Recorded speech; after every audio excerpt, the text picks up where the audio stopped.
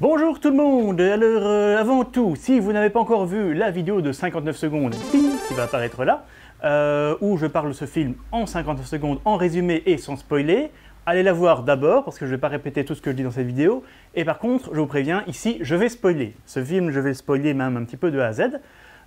Hop, voilà. Alors, Whelp, Louveteau en français, donc c'est un film flamand qui s'appelle Whelp. Je vais vous le spoiler très vite. Quand j'avais prévu d'aller le voir au début, je me suis dit bon bah tiens, un film d'horreur flamand, on va aller le voir. Je vais même pas en faire, je vais en écrire une critique pour le magazine pour lequel j'écris ces temps-ci. Mais je comptais même pas faire un 50 secondes, et puis je l'ai vu. Et ce film est peut-être mon top 1 de cette année. Ça va peut-être être mon film préféré de 2014. J'ai absolument adoré ce film. Alors, je dois avouer qu'en plus du fait que ce soit un film excellent, le fait que ce soit un film belge augmente un petit peu la qualité à mes yeux, hein, c'est un petit côté chauvin, on a tous un petit peu ça. Il y a des Français, parce que Lucie et Luc Besson, ils vont plus l'aimer que si c'était un film tchécoslovaque. Eh ben, moi, c'est Whelp. Et bon, c'est pas un film francophone, hein, c'est un film flamand. Les Flamands, ils font bien mieux. Heureusement qu'on les a, hein, parce qu'ils font des bien meilleurs films, je trouve, globalement. Hein, on ne va pas généraliser non plus. Mais voilà, je n'ai pas tant de choses à en dire, mais donc ici, je vais partir dans le spoiler directement, hein, je vous préviens. En gros, ce film, ça raconte quoi? C'est pratiquement la naissance de Jason Voorhees. C'est pratiquement ça. Donc Jason Voorhees, Jason, c'est le gars avec le masque de hockey dans Vendredi 13. Alors, pourquoi est-ce que Jason est comme ça? Donc c'était un enfant handicapé mental qui s'est noyé dans le Crystal Lake, dans le lac de cristal, c'est l'idée, parce que pendant un camp de scouts, parce que les chefs scouts étaient en train de niquer ou de freluquer dans un coin. Ce film, nous avons un héros qui est un jeune garçon un petit peu, pas handicapé, mais un petit peu dérangé. On ne sait jamais très bien d'ailleurs qu'est-ce qu'il a eu. Il me semble, à la fin, on a vaguement des flashbacks qui sous-entendraient, selon moi, il faudrait que je le revoie pour être sûr que sa famille est morte dans un incendie, quelque chose comme ça. Là, je ne m'avance pas trop, mais on sent qu'il a un passé, mystérieux qui n'est jamais révélé, j'aime beaucoup ça. Et donc, il est un petit peu bizarre. Et c'est assez bien montré, c'est pas un gros mongol directement, je n'aurais pas essayé ce mot-là, mais c'est pas grave. Il est juste un petit peu bizarre et on le sent, en fait, on le sent plus de la façon dont les gens réagissent par rapport à lui que de sa façon d'être lui-même. Alors, réalisation magnifique. Réalisation, ce type est en Belgique, je veux le rencontrer, je veux faire une interview Zone Geek de lui. Le réalisateur, j'ai mis son nom de côté, hop, je vais le noter là, voilà, maintenant vous avez son nom. Je peux travailler avec lui, putain, et, ce serait formidable. C'est-à-dire, il faudrait que je parle un petit peu, beaucoup mieux néerlandais que pour ça, mais bon, c'est pas grave. Petit truc tout con, les Wallons passent pour des gros cons. Les quelques Wallons qu'il y a dans ce film, il y en a 4 en fait. Il y a 4 Wallons dans ce film. Et donc, au nord de la Belgique, c'est les Flamands, au sud de la Belgique, c'est les Wallons. Nous, on parle français et pas néerlandais, hein, au cas où. Hein. Là, c'est moi qui vous prends pour des cons maintenant, désolé. Et donc, les 4 Wallons qu'on voit, il y en a 2, c'est des gros baraquis, comme on dit chez nous. C'est des gars en training avec des baskets, avec leur demi de bière de Jupiler, qui sont vraiment des petits connards de campagne. Et il y en a. Il y en a beaucoup. Ça existe, surtout dans les Ardennes, j'en connais pas mal. Mais c'est quand même un petit peu caricatural. Pour un peu l'humour, admettons. Parlant d'humour, justement, un autre Wallon qu'on voit, c'est le policier du coin, qui est un gros bonhomme, un petit peu bête, sur sa petite mobilette. Encore un Wallon qu'on prend pour un con, mais j'aime bien le personnage, il est rigolo. Et en fait, le dernier Wallon, c'est le tueur. Le tueur est un... Et putain, en fait, c'est monstrueux. C'est jamais clairement dit, mais ils disent qu'à l'endroit, dans la forêt où il y a le tueur, avant, il y avait... D'ailleurs, ça me semble bizarre qu'il y ait ça dans une forêt.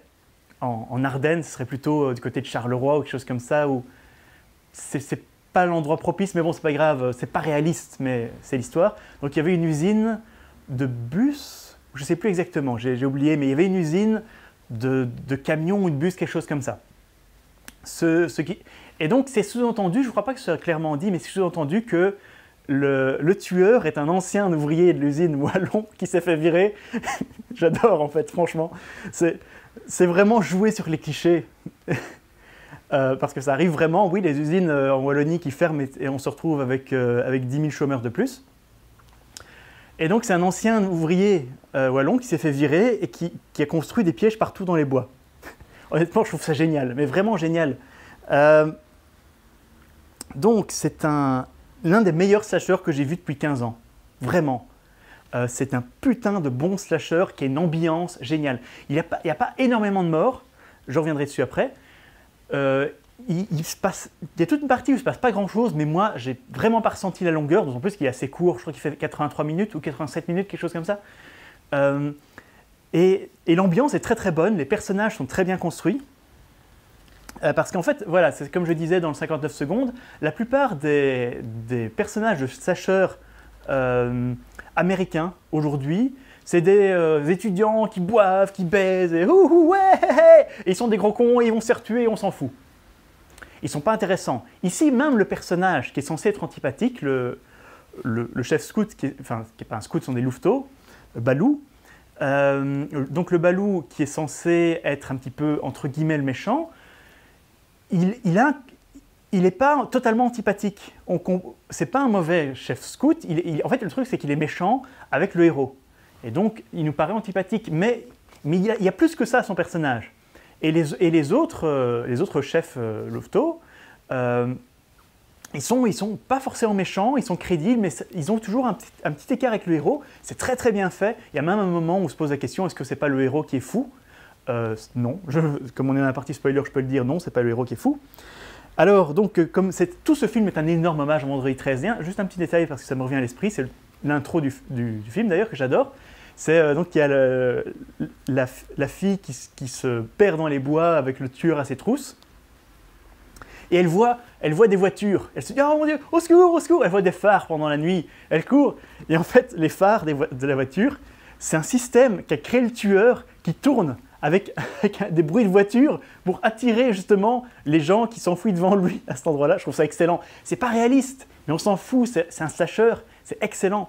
Et donc, ce tueur qu'on voit très très peu, c'est juste que comme tous les gros tueurs, comme tous les Leatherface, Jason Voorhees, Michael Myers, il est invincible, il est super grand, il est super balèze, il n'a pas vraiment d'histoire, il est assez plat. Et donc, le personnage qu'on voit le plus, c'est son petit protégé, qui est un espèce d'enfant loup, qui a un masque en bois, qui est sur le poster, qui est très très chouette. Et il est aussi donc c'est aussi un tueur, il aide le gros tueur et il tue aussi des gens. Et il y a un rapprochement entre lui et le héros, Sam, qui est parfois un petit peu, pas bébête, mais qui est un petit peu décalé par rapport à la société. Et donc, ils se retrouvent étrangement, ils se rapprochent tous les deux, jusqu'à la fin, qui est très bien foutue. Des clins d'œil aussi, il y en a à Evil Dead, évidemment, tout ce qui est dans les bois, ça se retrouve. Entre autres, moi, je ne suis pas certain que ce soit un clin d'œil direct, mais j'ai beaucoup pensé à ça. Et à la fin, il y a Sam et l'enfant loup qui se battent dans un espèce de puits plein de merde. Très chouette scène. Et moi, ça me fait penser à la scène du puits dans Evil Dead 3, donc dans l'Armée des Ténèbres, quand il y a Slash qui se bat contre un zombie dans un puits du même genre. Donc ce film m'a fait penser en un sens à Cabin in the Wood. C'est pas du tout le même genre, c'est pas la même ambiance, mais ce sont tous les deux des hommages aux slashers qui considèrent que les gens qui vont le voir connaissent ces clichés. Et donc c'est un film qui utilise ces clichés. Il est plus sérieux que Cabin in the Woods. Cabin in the Wood a un côté un petit peu plus parodique quand même. Mais ce sont tous les deux de très très grands films. Donc oui, en fait, voilà, j'ai à peu près fini. Il y a juste un truc que je vais dire parce que ça m'a bien fait rire. Et par rapport à mes notes, c'est d'autant plus drôle. J'ai noté bonne ambiance, mais un peu lent, pas beaucoup de morts. Et puis j'ai barré pas beaucoup de morts parce qu'il y a un passage. Les scouts n'y passent jamais trop vraiment dans le film. Il n'y a pas beaucoup de morts en fait pendant tout un temps. Et puis, tout d'un coup, il y a le tueur qui arrive avec un énorme 4x4 dans le camp de scouts. Il y a tous les scouts qui sont dans une tente et ils roulent sur la tente 2 fois. Je crois 2 fois, je ne suis pas sûr maintenant. C'est l'impression que ça donnait. Et donc, pendant presque tout le film, il n'y a pas de mort. Et puis tout d'un coup, tous les scouts meurent d'un coup. Ça m'a fait rigoler. C'est un slasher, hein, on est là pour ça. Alors oui, le film n'est pas vraiment réaliste. Les pièges du tueur sont pas réalistes. C'est des pièges un petit peu à la Jigsaw, j'ai envie de dire, à la Jigsaw donc des films Saw. Mais c'est très très bon film, excellent. Je vais balancer ce carnet. Très très bon. Je ne peux que vous conseiller d'aller le voir. Je ne pense pas qu'il passera au cinéma en France. Un film d'horreur flamand. Ça m'étonnerait très fort qu'il parle au cinéma en France, donc procurez-vous-le d'une façon ou d'une autre. Quand il sortira en DVD, moi j'essaierai d'en parler, parce que j'ai adoré ce film. Vraiment, si vous êtes fan de slasher, il faut le voir, il faut le voir, il faut le voir. Très très très bon. Donc le film est en flamand et en français. Bon, surtout en flamand, vu que les héros sont flamands, et les méchants en fait parlent français. Ça fait un peu bizarre. Mais voilà, honnêtement, excellent, je le conseille 1000 fois. Encore une fois, je le dis, faut le voir. Très bon film d'horreur. C'est... j'ai envie de dire, j'ai vu un très bon film d'horreur, très bon slasher français il n'y a pas longtemps qui est Aux yeux des vivants. À voir. Donc, pour les Français, Aux yeux des vivants. Pour les Belges, Whelp, Louveteau. C'est putain, quelle année! Année 2014, comme ça. Comme ça. Bye bye bye bye!